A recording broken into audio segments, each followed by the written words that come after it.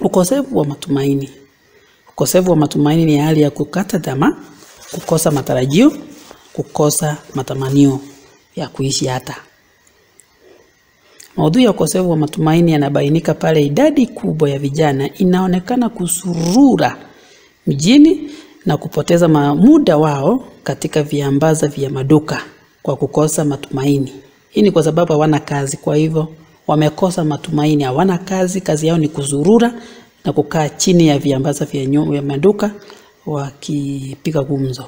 Mwandishi anaeleza kuwa ukosefu wa matumaini ya kuishi ulianza kuathiri mifumo ya kijamii. Ukosefu huu wa matumaini unasababisha maafa katika jamii. Pia vijana walimaliza masomo, hawana pa kwenda. Ukosefu wa ajira kwa vijana hao unawafanya kukosa matumaini maishani. Maskini wa wazazi wao pia unachangia katika ukosefu wa matumaini kwa vijana hawa.